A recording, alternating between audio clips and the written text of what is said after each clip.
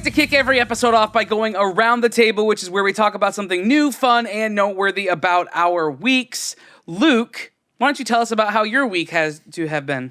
Okay. You know what, man? My week has been good. Until last night, technically. Today, it was a mess. Our dryer broke. So, Rachel told me last night at like 10 p.m., like, hey, the dryer's broken. Do you think tomorrow you can fix it? And so I said, yeah. Do you fix dryers? Is that a thing you do? Apparently I do. Cool. So I took it apart, and turns out it was the thermal fuse. Just the, common thing that goes bad. Huh. So I replaced it. It wasn't that hard. fuse. I had replaced the heating coil like a year and a half ago and replaced that, and it was fine. So I spent most of the day going to different stores to find the parts I needed and then fixed it. Awesome. So Bet you crisis feel good about averted. yourself, though. I feel like a man. Yeah. Man that fixes You could stuff. have said that a little bit more manly. Feel like Without a one man. finger on your cheek. I feel like a man. I feel like a man. I feel like a man. Better, yeah. Is that how men talk? Yeah.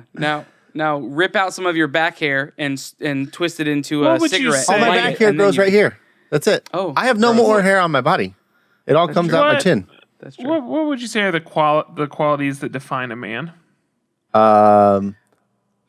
Fixing a lawnmower. Fixing a dryer Dryer. and farts. That's it. So Patrick, you're almost a man. You barely made it by the haven't seat had of to your buy a by the seat of lawnmower your yet. seat. You haven't had to buy a lawnmower yet?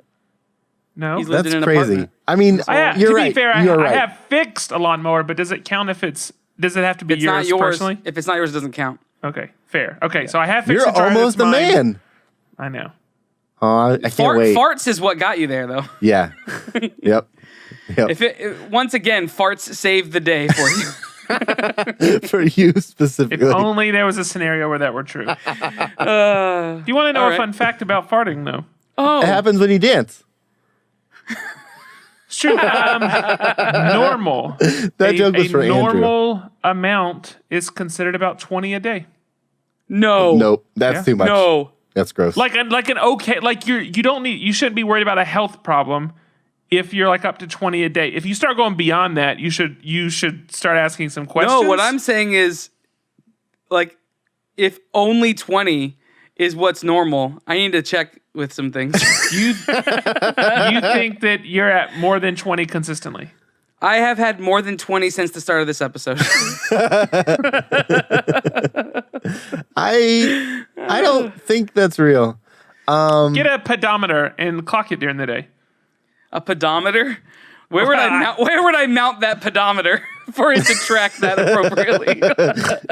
No, you have to hit the switch. It's not like When you find out, Andrew, send him a picture. Okay.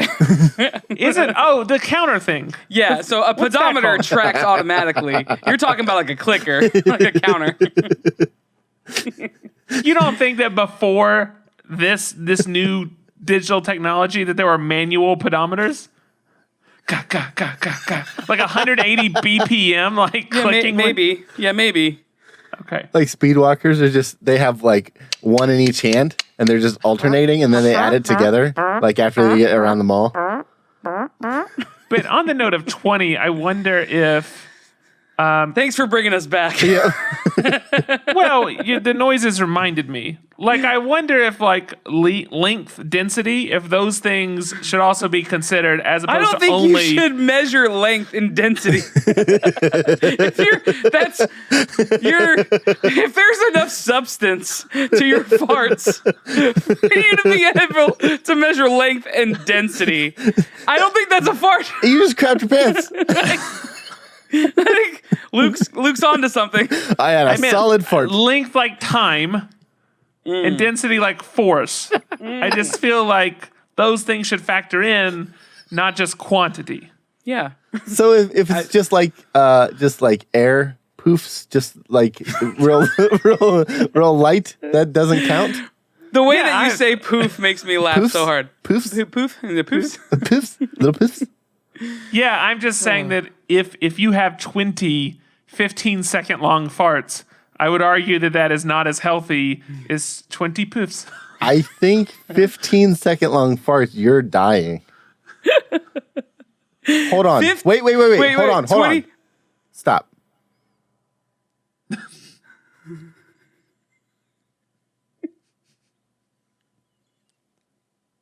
That's 15 seconds.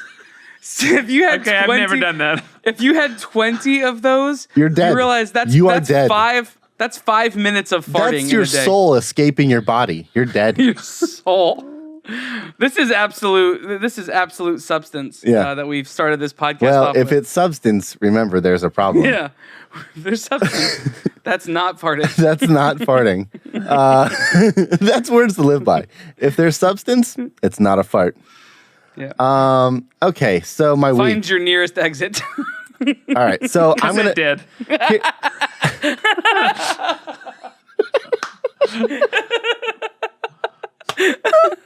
That was a good one. Good job. That was good. Oh man. Thanks for the affirmation. Okay, so I just found out. I was gonna save this for a master category at some point, but it's just too good to just hold on to. There is a website I found out. So have you guys heard of the game? It's a game on Steam. It's called Tabletop Simulator. Have you heard of that Yes. before? Okay. Yeah. You can play board games with other people online, just like you were there. It's just a digital board, and you're playing, and there's a chat room, and whatever. It's pretty cool. The Tabletop Simulator has VR components too, so you can actually play in VR if everybody had VR headsets. It's kind of cool. Anyway, there is another thing, a website called Tabletopia that is just a browser-based version of that. And you can play all kinds of board games that people submit and create with your friends. And I have been playing random games, but I posted on Instagram last week a game called Anachrony, which is a super complex Euro-style game where you're trying to get victory points by having workers that go to different planets and get different supplies, and at the end you can either stay and kind of rule your colony, or you can leave the planet because there's a big impact of a crater. That's the whole idea of the game. But other than that, it's a very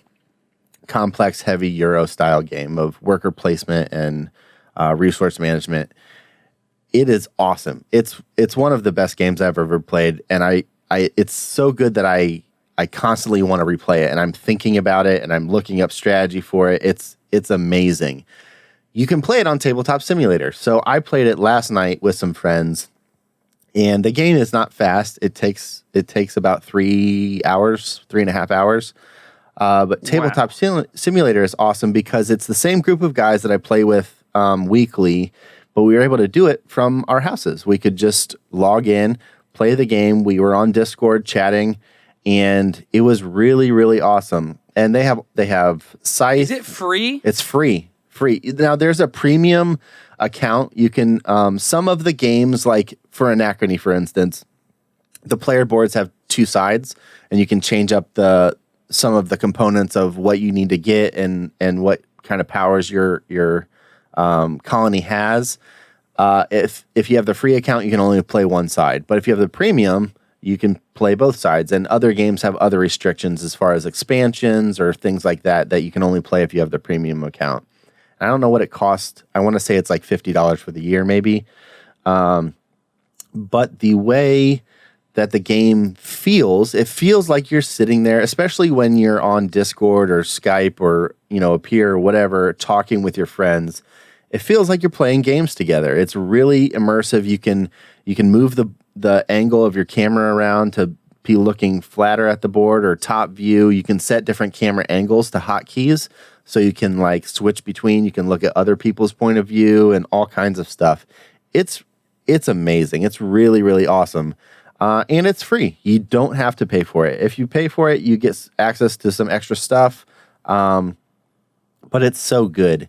And so, yeah, I guess it's a little... That's pretty sweet. Yeah, that's awesome. It's a little mini category, I guess. But it's so good. If anybody wants to play games, I am more than happy to play games with anybody on there.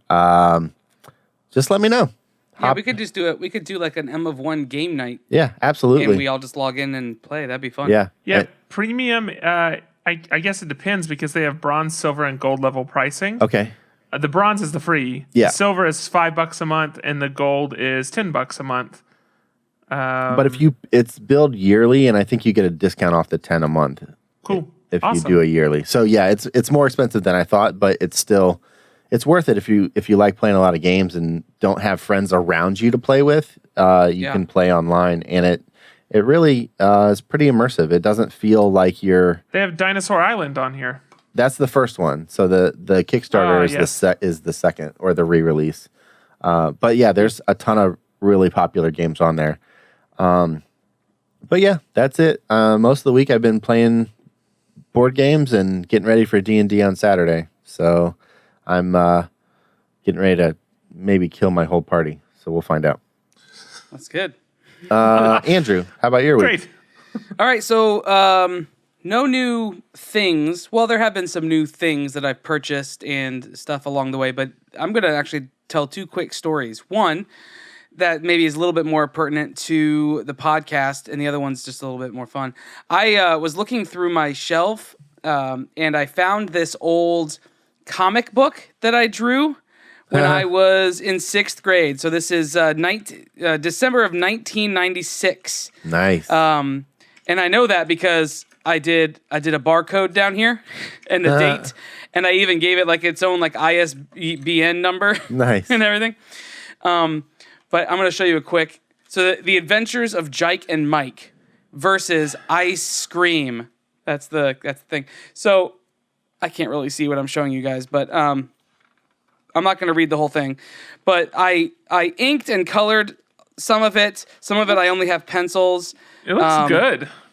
So anyway, I went through and read this story. It is terrible. There's a lot of there is some good stuff about it, but like it jumps around.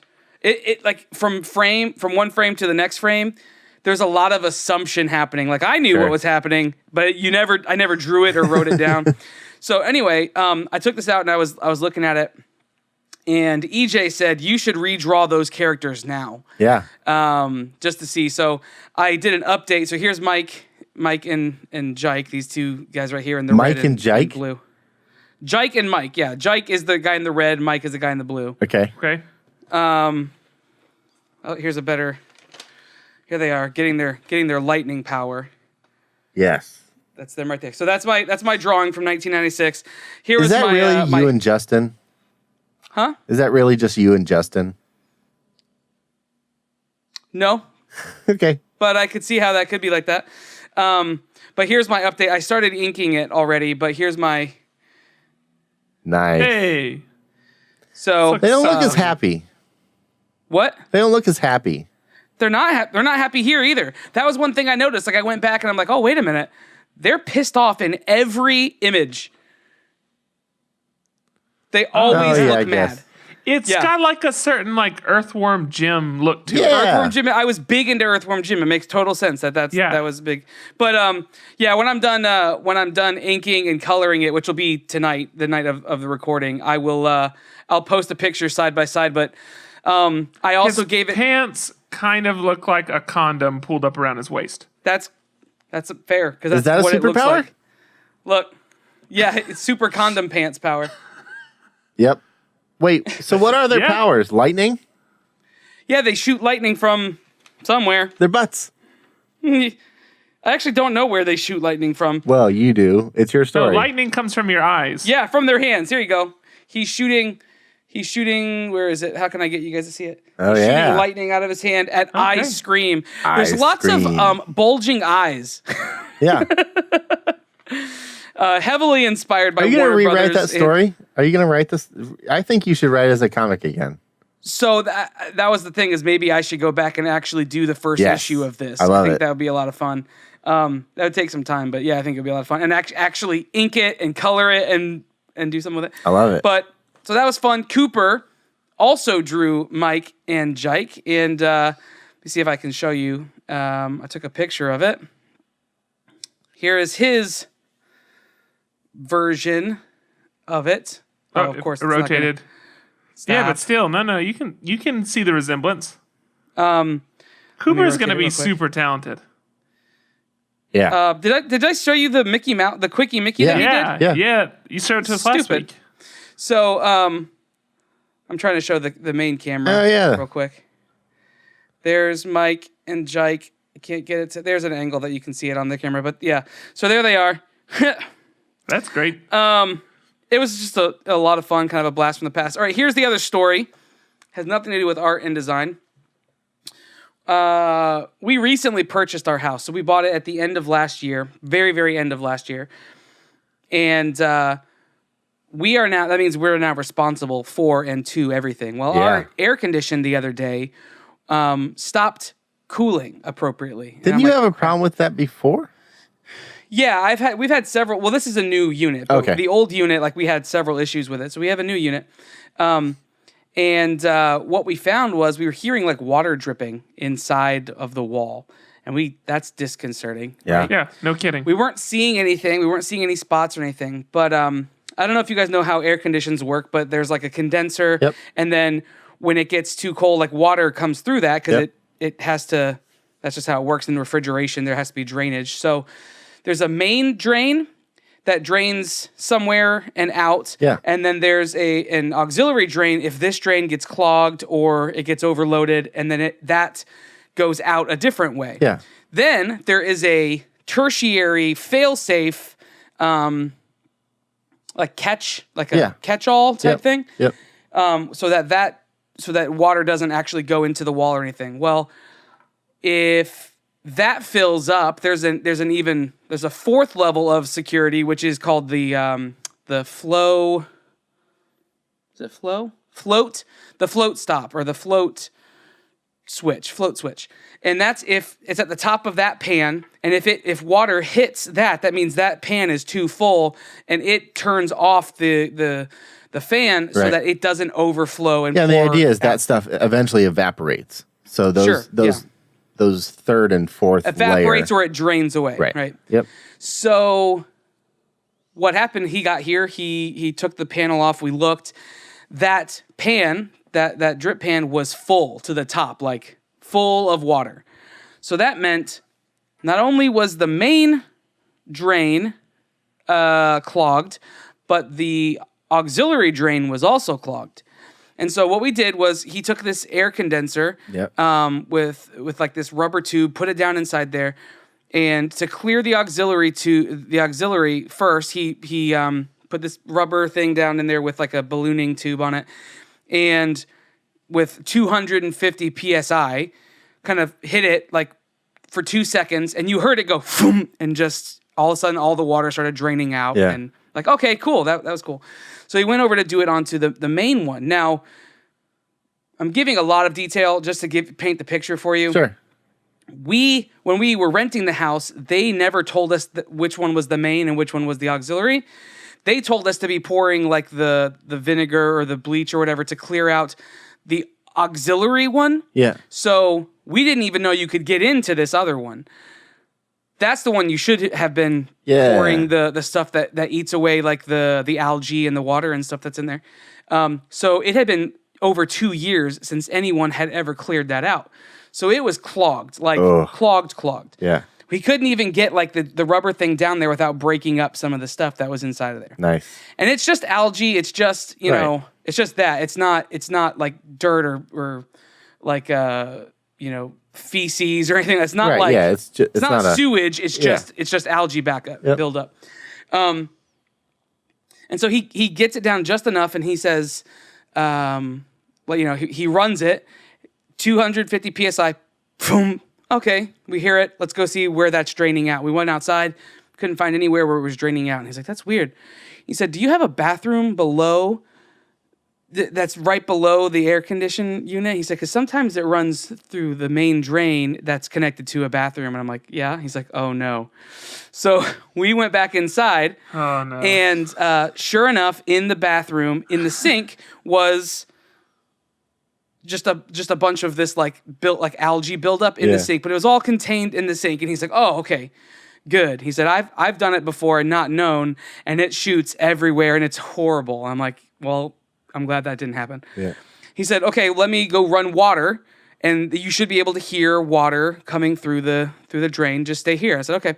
So I stayed there and I was listening for the water. He pours it and I didn't hear anything. He's like, I'm pouring the water. I'm like, okay, I don't hear anything. He's like, it must still be clogged some.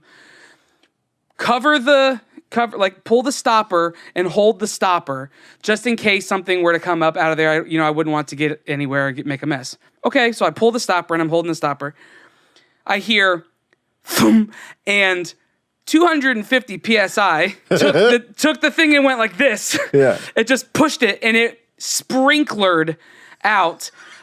I stood there and it went, and I went. It was in my mouth. It was on every single wall, on the door, on all the art that's hung up in the bathroom, all over the floor. It looked horrible. And he walked downstairs. I said, it's cleared out now. And he walked downstairs and he goes, I am so sorry. Cooper walked in and he goes, what? He wanted to go to the bathroom. He said, what happened? I said, Mommy couldn't make it to the toilet. So, Sorry, needless Sandra. to say, the bathroom got a deep clean. Yeah. And the air conditioning unit is working better than ever now. Nice. So, holy crap. That's all. Let that be a lesson to you. Really push down. Yeah. If you want... I would, if Or knowing maybe just now, put a I would have towel. pushed with one hand, pushed down and held the stopper here, and pushed down with the other hand so that But anyway, All right, Patrick, that's, what's your what's home happened to me. improvement story? No, I bumped that. I don't do any of that stuff. Two very, very quick things. One, talked about Super Plastic briefly in the last episode back on last Tuesday, letting you know that the Kickstarter was launching and all that kind of stuff. It is live. It's been up for 3 days now, I think, and it has already raised $272,000. What? Of how much? Weren't they looking for like 70? They're looking for 25. 25, yeah. So they have exceeded that, and they already have over 1,800 backers. I'm very proud to say I am backer number 2. I would have been backer number 1 if I had entered the correct CVV for my credit card when I typed it in. I had to go back and re-enter it, and someone beat me to the punch. But anyway, Guess who it was? I would like to believe that's true, but I doubt It's not. I'm 33. Okay, great. How do you know what number you are? If tells if you go into the projects you funded or whatever, you can click on the status and it says your backer number at the very bottom. All right. So mine has a big fat 2. So anyway, the project is doing just gangbusters right now, and Huck and Paul and the whole team, I'm sure, are working overtime. They're rolling out stretch goals. They've already rolled out 2 new figures. So it's great. If you haven't backed it, back it. Be a part of this, and Join the revolution. exactly. And Paul and Huck were both nice enough to in the middle of all this craziness to answer some interview questions. Those are up on Timed Edition. So if you go to timededition.com, find the article for Super Plastic, and you can see their answers and see pictures from the campaign and of some of the toys, and some of the toys that aren't. Some of the pictures that aren't available on the Kickstarter page. You can see inside the article as well. So just go there, check it out, give it a read. Beyond that, season finales. We got the season finale of Silicon Valley. We got the season finale of Barry. Both Silicon Valley, we finally ended on a high note. I said that to you guys. It's totally different. I said that to you. It was very important for me this year. It had to be different because every year it's gain it and then lose. Gain it, then lose. Gain it, then lose. I thought that was the direction it was going to go at that point in the series. I was ready. Like the beginning of a this little last worried. episode, I was like, okay, I've written it off. We're done. And it ended on a high note, and now I am pumped for the next season. So thank you. And then the other one, Barry. Have y'all both seen the finale? No, I haven't. Okay. There we go. Yeah. Sorry. So stay tuned to next week so we can talk about it. We'll talk about it next week. It's a good one. Show finished strong. If you haven't seen the show, it's absolutely worth giving it a run through. I think this is a show that's going to be around for a while. And on that note, one correction. Last week we said Brooklyn Nine-Nine was canceled. We finished recording at about 8 p.m., and then by 12 p.m. that night, it had been announced that NBC had picked it up. So Praise. before the episode even came out, we were proved wrong, but thankfully. So now we just need that to happen last man on Earth. That's it for me for this week. So we are done with this section. Yeah, you're right. So up next, a very special time with Andrew Kolb. We like to regularly talk to our friend Andrew Kolb, who is our resident comic book expert, and that's why he has the segment Calculated Comics with Kolb. Kolb. I mean, I felt like it needed something a bit extra to like lift it up. Yeah, Luke was going to add all that in post. No, it wasn't. Nope. But hey, ladies and gentlemen, welcome Andrew Kolb back to the show. Yay. Hi, thank you. Thank you for Hi, friend. referring to me. Did you call me master or just like an expert? I'm still honored. You could be the master of I'm comics. fine with that. I do like that, Andrew, you made sure you did not say anything until we actually clapped for you. Like, it was very important that you stayed quiet until pro the level. claps happened. That's pro level. I also wasn't sure if we were going to keep this take, a little peek behind the curtain. This is number 12. Implying that this was a bad take. Once you hit 300, you just kind of, it gets a little looser. It's everything's fair. like Everything gets looser with age, right, Luke? Yep. Oh yeah. Okay, I'm bringing it back. Thank Hi, you. friends. So Hey. you've talked many a comic with us, and as we were getting set up tonight, we were just talking about how you have sparked the purchase of lots of comics with at least a handful of people, if not more. But I think we talked, and you have you've done this 12 times. Yeah. And I think I've purchased at least 9 of the comics that you've talked about along the way, and we know a couple of other people who also have purchased the comics. So, what do you have for us this week, I wonder?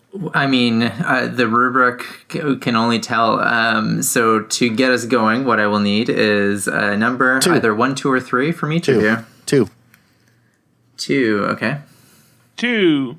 Excellent. 2.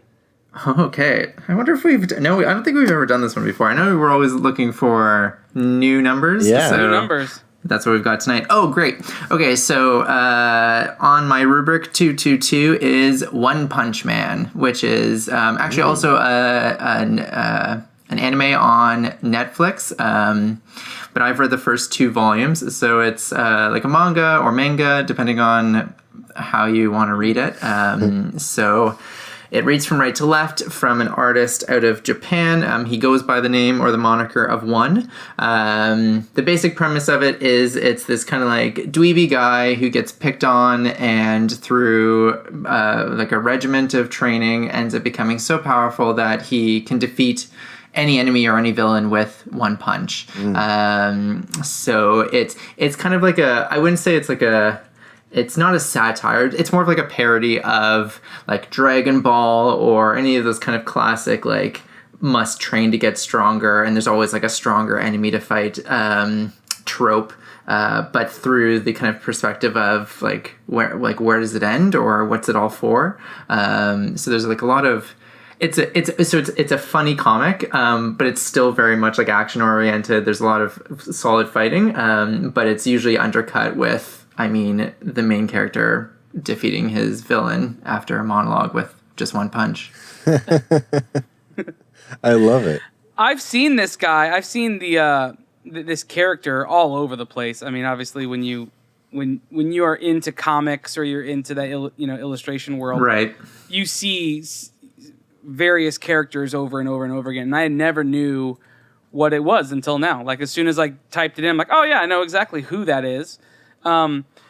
But it's a very interesting concept that you're saying. It's not quite satirical, but it's almost spoofing or parodying like the typical anime styled like superhero story or however you would want to articulate that. Because it looks funny to me. it looks almost ridiculous.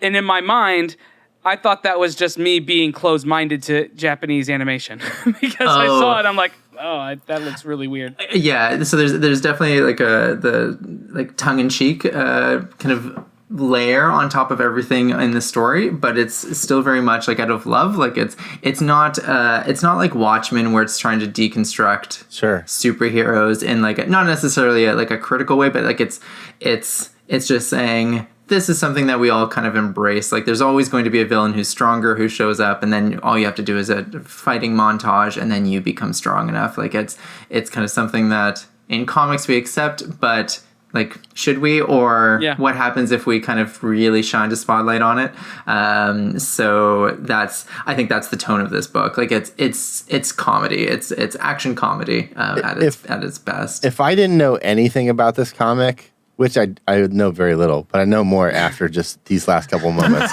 But if I knew exactly what I know listen, right now, if I hadn't been part of this conversation and just looked at the images, I would say that this is just, what if Charlie Brown was cool? Oh, fair. Yes, because I don't know. I know Andrew has now seen what it looks like in Luke and Patrick, but the main character is bald and wears a mostly yellow jumpsuit. So, I mean, fair criticism or fair. Yeah, I don't hate it. It's just like, this is like, what if Charlie Brown was a superhero? Right. Which and is cool. So like also part of the narrative is so the reason why he's bald is because it just like in becoming super powerful he loses all his hair. Like it's just like it's not a big dramatic story moment. It doesn't turn yellow, it just like that. disappears. Yeah, exactly. But so the outfit is basically like the Doctor Strange outfit though, right? Like it's I mean it's yellow. I get it. It's like yellow with a white cape, but I'm saying I feel like it's a very similar getup. Yeah, it's like it seems almost like he just grabbed kitchen gloves and some big boots and put them on over like a regular jumpsuit. But so I think that's all of it. Like everyone in the comic takes themselves very seriously. But so that's where you get like long monologues from villains and these kind of grand plans that are all kind of thwarted in like a couple pages. Like the plot, I would also say, moves very quickly because you don't have half of a trade going through a fight. It's more big build up and then real just cut under the legs. It's Indiana Jones in that nature. It's the sword dazzling scene. Pull out the pistol, shoot him once, and it's over. You know why that was filmed that way, right? Yeah, because they had been shooting the scene all day, and Harrison Ford was tired, and he just did it, and they kept it because it was funny. Yeah, I think he was felt a little sick that day or something, and he was exhausted, and just that was it. They had it choreographed, but they decided. Yeah. I just don't even know how someone decides to get into this world. Like I know that manga is increasingly more popular, just around the people that I interact with, and I don't know. I guess I don't know why people tend to make the jump, or what tends to hold people. Like for you, I guess what's the attraction to something like this? So I would say it's really it's funny because I hadn't really considered it to be different. Like the biggest part is that it reads right to left because of just the cultural differences. So it's all like translated and that's fine. The stories I think are just structured a little differently. Like I think there's just like just something that doesn't quite translate, or it's not the same. Like there's just not the same mythology leading into modern comics. Like I think the fairy tales are different from like generations past, and that like it's all just kind of where like it's all from the same tree, but it just splits off into two different branches. So how do you make the jump? I don't know. It just depends. Like I mean, I have a bunch of other comics on here that we could talk about, like the original Dragon Ball. Like there's, and a lot of them have become TV shows too. So I think the biggest thing would be like, what kind of Western stories do you like to read? Like I have a couple D&D comics that are like manga. I have a couple of like action adventure. This one's a little more mature. I would also say One Punch Man is like not for kids. Like as much as it's a comedy in that, like when he does finally punch a villain, it is like really graphic. But it's also like that violence is played up for laughs, kind of like a Team America or like a South Park type thing. Got it. Yeah. So Well, and I think it's the style. Off-putting sounds negative, but I think the barrier for me is just stylistically, it feels so different than the stuff that I was surrounded by growing up, and the stuff that, whether it's TV or books, the stuff that I am around now, it just feels so outside of those bounds. Oh, interesting. Okay. Yeah, and I think that's fair. Like, I think it's as much as kind of Western, let's say, superhero comics have a very specific vibe, there is still some tropes to the visuals of manga. And yeah, if that's a barrier to entry, then totally understandable. There are some comics I don't read just because I can't get into the visuals. So that's fair.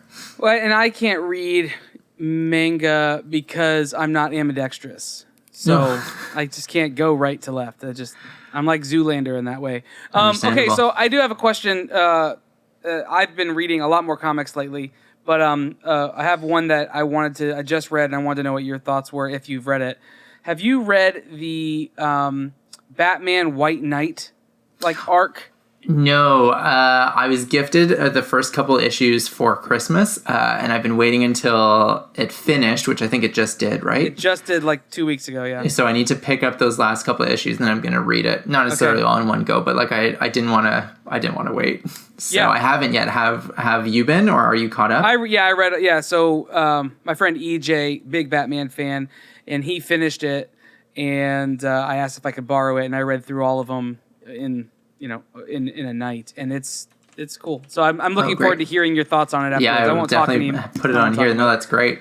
And good to know that you've already read it and that you enjoyed it, because I have 3 of them sitting on my nightstand right now, just waiting for the rest of the collection. Because there's 6 issues total. Is that There's right? 8. There's 8. 8. Okay. Yeah.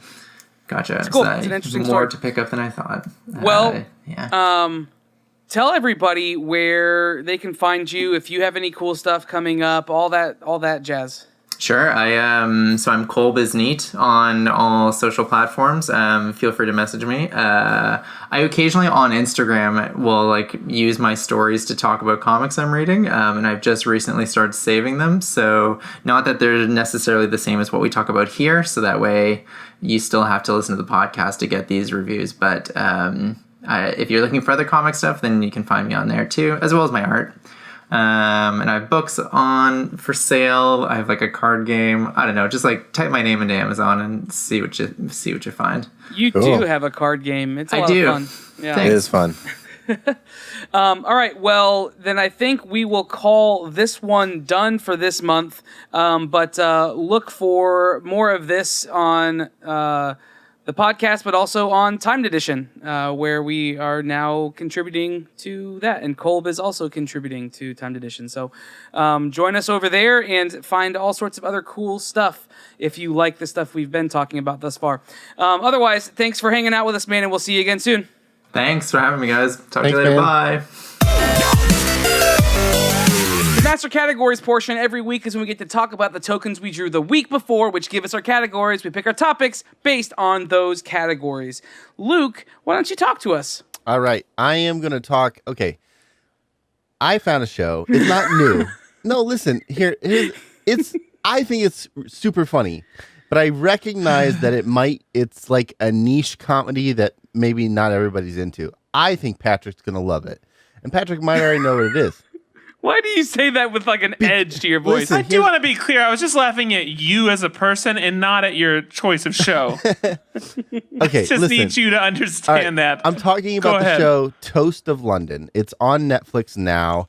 It's back from, it was airing 2012 to 2015. It stars Matt Berry, who we know as everyone's IT favorite Crowd. manager. Yeah, everybody's favorite manager, Douglas Reinhold of IT Crowd. It's a show. He plays Stephen Toast, who is an actor, and it's basically he's taking care of life off stage and barely performing on stage. He does local productions, commercials, really small time acting. But the dude, just as an actor, is so hilarious, and it's the same humor. It's the same kind of person he was in IT Crowd. It's just bent as him being an actor versus just a eccentric manager. but there's 4 seasons and it's hilarious. Like, it's not everybody's cup of tea comedy wise.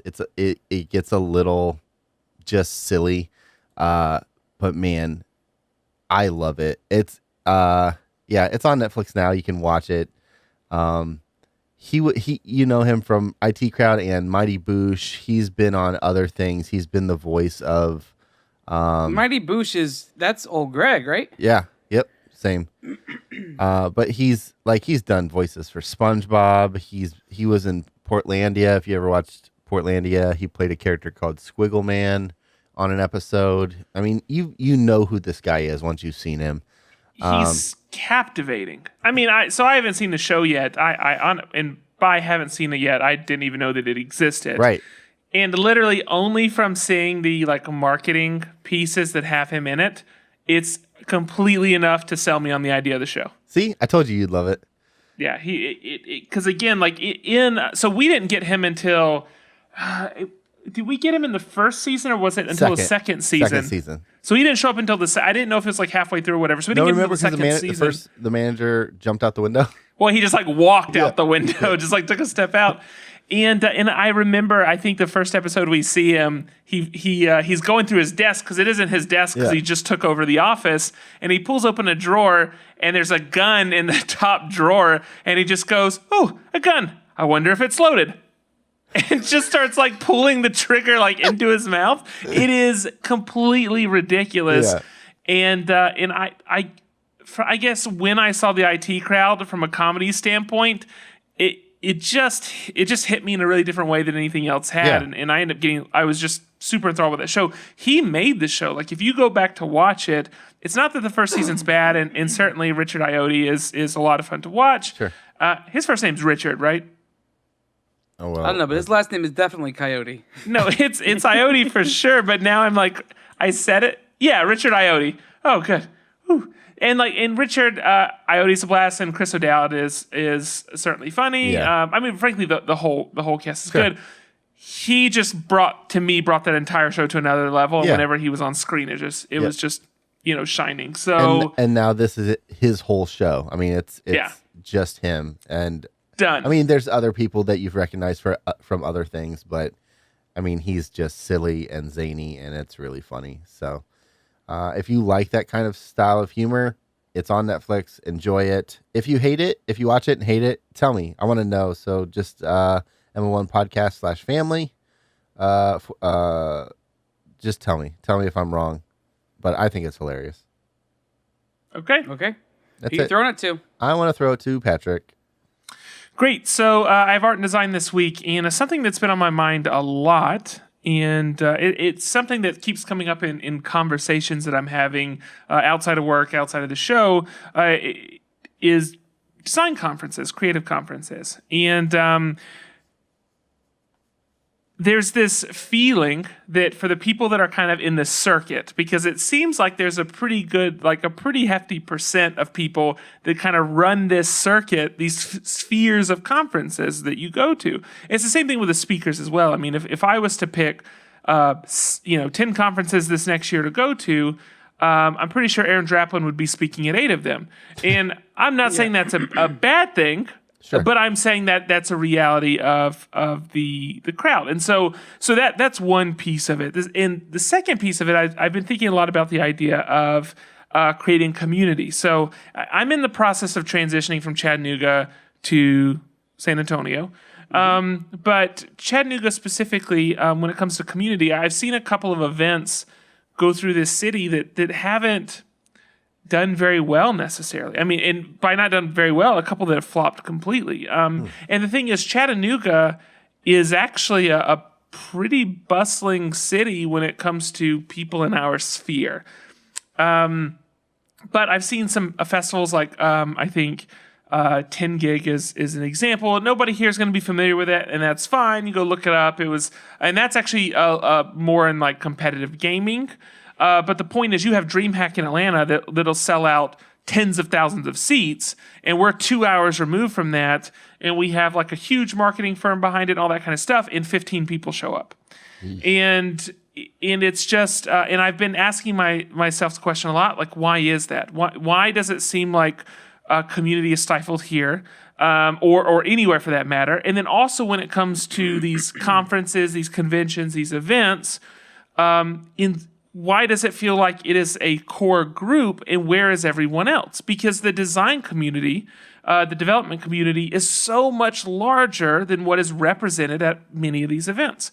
And certainly the ideas, the personalities, the whatever is so much larger than what's at these events. And so it's led me down this rabbit trail. So I want to share a couple of kind of unfinished thoughts. And I want to just have a bit of a conversation with you guys and maybe get some of your feedback. But I think the place that I've come to is that I think people are suspicious. People that are outside of the community and outside of a community. And when community seems like a grab by an organization, when it seems like a sponsored thing, when it seems like something that is being done for the benefit of the organizer, I think that consciously or subconsciously, people push back from that. I think they sniff it out and they stay away. The other thing is, I think that community, larger scale community, is birthed out of a much smaller group. Creative South, I think, is a good example of a conference that could continue to grow and has decided not to. So it's not that their growth has stagnated. It's that they have refused to because they want to... Intentional capping. It's intentional capping. It's a positive thing. I'm not saying anything negative about them. It's a positive thing. But Creative South grew out of an Adobe group. It grew out of a much smaller group that was meeting together consistently, that would meet together regardless of if anybody showed up. However, they invited other people in. And that is the anchor that now supports something that is much larger. Mm-hmm. And so when I think to stuff in my city, and when I think to what I want to bring to any city that I'm in, and then when I think about, I know many people that are planning events for the first time, or they're deciding to do conferences for the first time, or whatever it is, I think the place that I'm left at personally is, if it is not anchored by a small, intentional group of people who would be there regardless of what happens. So there's that the genuine piece of the community, but has open arms. If that doesn't exist, it is highly unlikely, if not impossible, for a larger community to be built in that area. Yeah. So that's where I'm at with my thoughts on it. I would love to hear from y'all if that resonates with you, or if you have maybe another idea of what could attract the larger community, and then what could bolster people getting together in local cities. Well, I mean, I think, to speak to the people getting together, like smaller groups, I think there always has to be an initiator. Somebody who's not afraid to say, hey, I want to do this. I know you, and you come and hang, and I'm going to be there regardless. So there has to be that person that's trying to nurture it, and that's sometimes that's a really hard job at first, because you do have those events where no matter how many Facebook posts or Instagram stories or whatever you do, it's you and two friends that you made come, and it's not necessarily that group. But the key is consistency. And then, slowly, oh yeah, this, it's like creative mornings, and other things, like how those started with, hey, we're going to get together. It's a bunch of, designers or developers or illustrators or whatever. We get together for coffee once a month. Oh, cool. I'd be into that. Well, let's go. Well, okay. Now we have a group too big. So now this is a thing.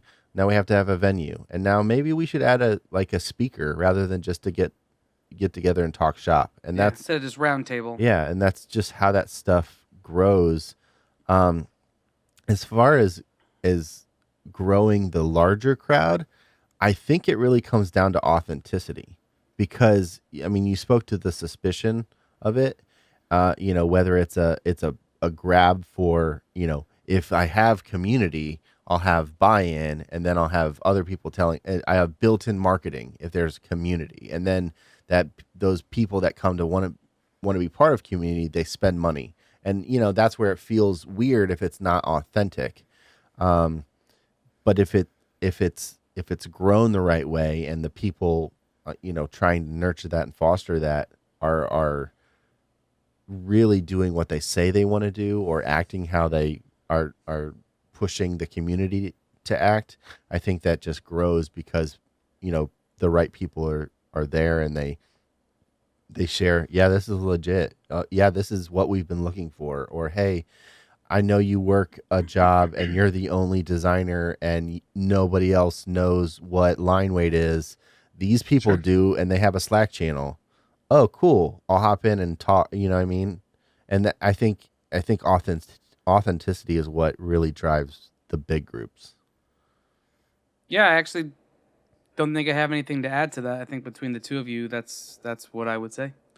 So here's what I'll do. I'll leave it with this because again, I do know several people, and I'm guilty is not the right word, but I've been in the same boat, considering just starting new events, and for good reasons. I mean, not for bad reasons. I would challenge you to strongly consider the why. And I would challenge you to strongly consider what is the anchor for the thing you're wanting to have. And if you haven't created that thing on a small scale, in not just as a way of like, let me test it for 2 months and then make it large. I don't mean that way. If it is not something that resonates with you deeply enough that you're willing to only have 5 people there and meet with them, once a month or twice a month or whatever, and be content at that level. If that isn't going to be fulfilling and whatever, then you probably shouldn't be the person that is trying to coordinate a larger effort when it comes to a gathering of people. That's my knee-jerk reaction. So I would just consider deeply that. For those that feel like your town is dead, that your town has nothing to offer, you're the lonely designer, you're sitting at your desk, you just, man, if only I had people that understood me, that dealt with the same day-to-day that I deal with, that, we could challenge each other, if only I had that. I would say for the majority of people, that person does already exist, and they're within 20 miles of you. You don't realize it, but they're there. And I would say that you have to be the person, potentially. So consider if you need to be the person that becomes that anchor, that starts that small group, that sets that in motion, that then brings the other people kind of out of the woodwork. Well, it's the idea, be the change you want to see. It's that totally same concept, yeah. So, absolutely. Because otherwise, I said we were talking to, this was we were talking to someone during the week. This wasn't on an episode, but I made a comment about it's not going to grow if you're sitting on your couch.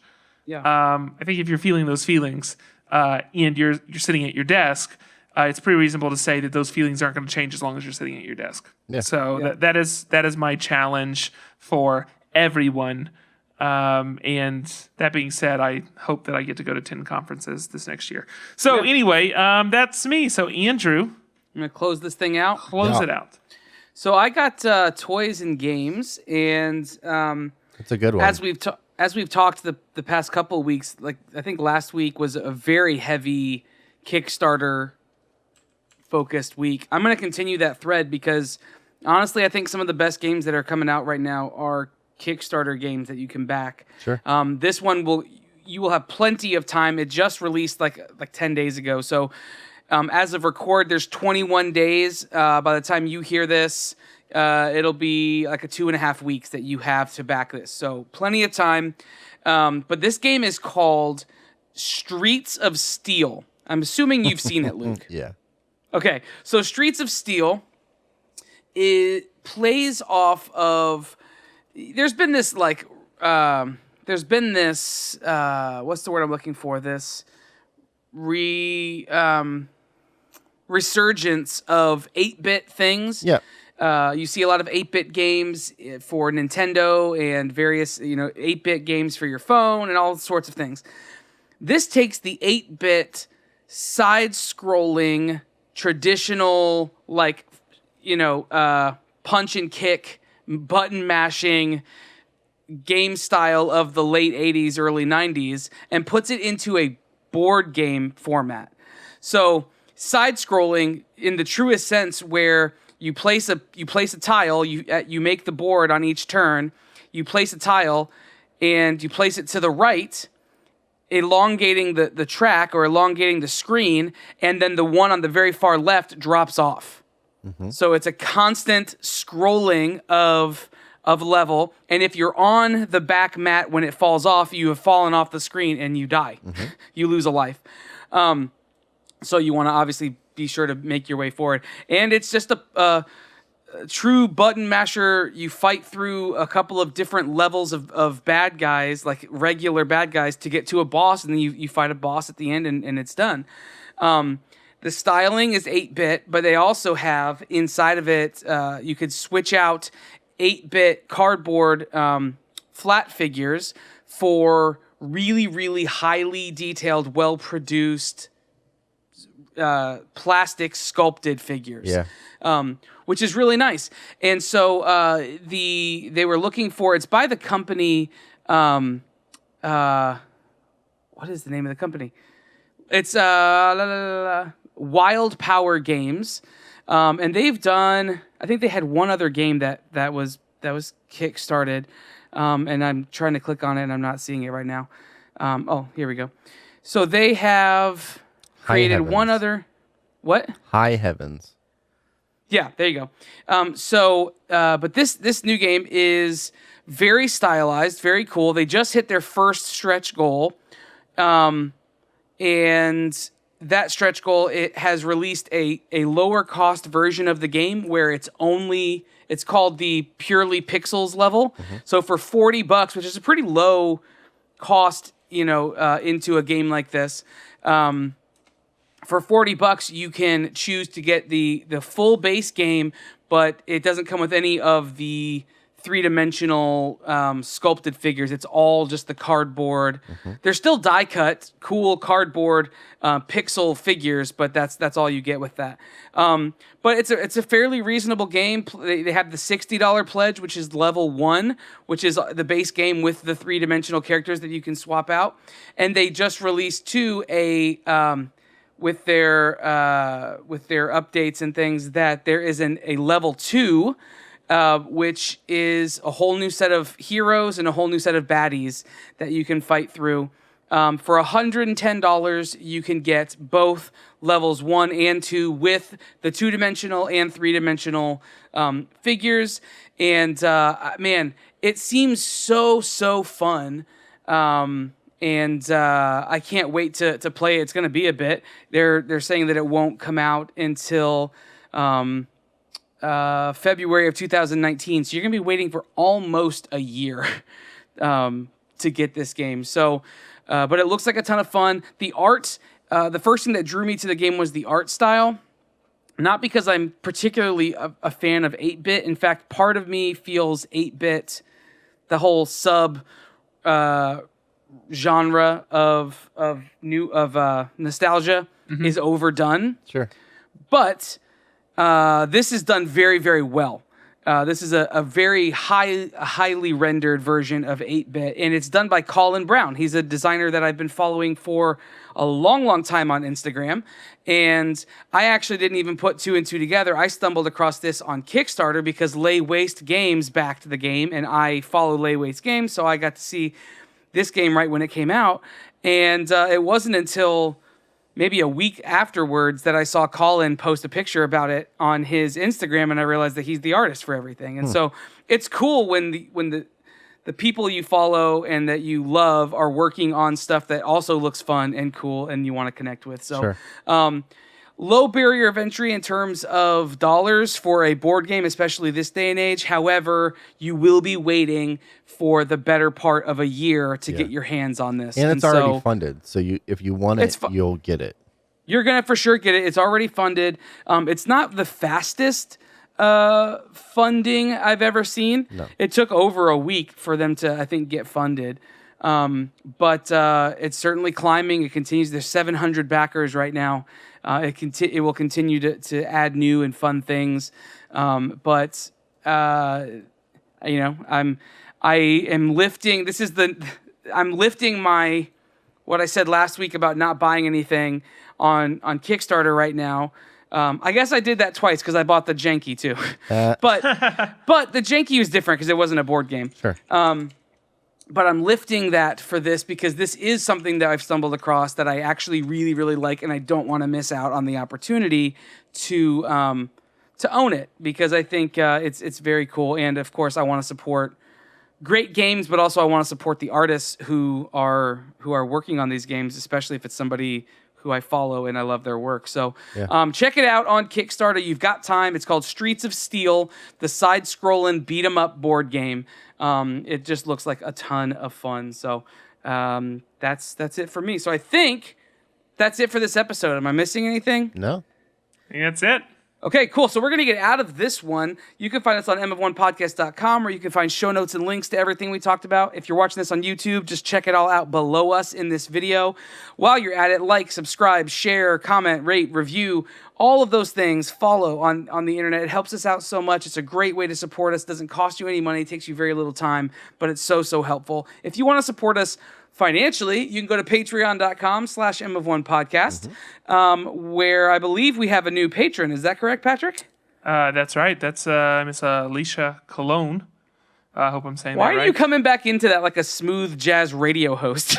Yeah, that's right. NPR voice. Yeah, it's Alicia Cologne, the super talented photographer. I almost said lighter. Someone that's good at lighting things. Okay. I like lighter, and then she does a lot of papercraft too. In fact, here's how talented she is. We're talking to her on this show on Thursday. So all because she's a patron. Well, we had never heard of her until she became a patron. We looked at her stuff and said, "Hey, you want to talk in 2 days? Want to be on the show?" Well, just so people know, seriously, she backed us on Patreon, and then she went to jump on for us to record the interview. And the first thing I said to her was, you don't have to pay to be on the show, just so we're clear. But we do prefer And her response was, I've been supporting the show for a long time, and I've been meaning to do it. I figured when I'm going to talk to you was a good time to do it. So we're going to put together just a bill of the time she forgot to support us. And just forward it. We can backdate this. We're gonna retroact the support. So for anyone else that wants to start supporting, but they feel like maybe too much time has passed, it's like if you're getting a haircut and you don't say anything to your barber, like you wait too many minutes, you feel like you can't say anything. We'll backdate it. We'll go back and retroactively bill you if that makes you feel better. The cool thing about Patreon is you can pick how much you want to give. So if you've been listening for a long time and are just now going to become a patron, you can pledge more. It's fine. That's true. Just add it up yourself. True. But support the show that way. You can also support the show. So that's patreon.com/mof1podcast. You can also support the show and get something back from it. If this isn't enough, you can get some swag out of it. You can get a shirt, a hat, some pins, a coffee mug. There's some fun stuff. So you can support the show and look cool while you're doing it. And social media, we're everywhere, M of One Podcast. And there's other things that I should say here. I'm blanking on what they are. That sounds good, though. I feel it's fine. So, rate, review, like, share, all that stuff. Yeah, I think that's all the things to say. You can join the conversation. Yeah, at Discord. You can go to mof1podcast.com/family. Yep. And while you're at mof1podcast.com, you can find an archive with really cool people and other listen, things. 300 episodes. Yeah. 300. Yeah, I feel like we breezed over that. We said that in the intro, but we never really talked about it again. It's been 300. Thank you so much for letting us get to this. Seriously. Genuinely. Yeah, it's been a crazy fun ride. At times, mind-blowingly unrealistic and at other times mind-blowingly frustrating. But 4 years of doing this show has produced 300 episodes, full episodes, not that's not including our hot seats and some of the other peripheral stuff that we do. And that's insane. A lot of podcasts don't make it past 5. So thanks for supporting the show. And we made it to 5, guys. But thank you so much. It's been a blast. It continues to be a blast, and we have more and more stuff planned for the future. Speaking of which, we are now on Timed Edition. Yeah. That is new. We're on Timed Edition, as well as a bunch of other really incredible, talented content creators. We don't deserve to be on Timed Edition, but we're on Timed Edition. But fortunately for us, we get to sit next to really cool people who are doing great stuff. So you can hit up stuff. You can hit up Timed Edition and subscribe to their mailing list, I guess is what you would call it, to always get the content that's coming out. But there's new content on there daily, so go check it out. It's got a lot of people that we know and love on it. So timededition.com, if we haven't said that. I didn't, so that's perfect. Great. We're going to get out of this one, though. I'm Andrew. I'm Patrick. I'm Luke. Peace out. Bye. Hold on to your butts.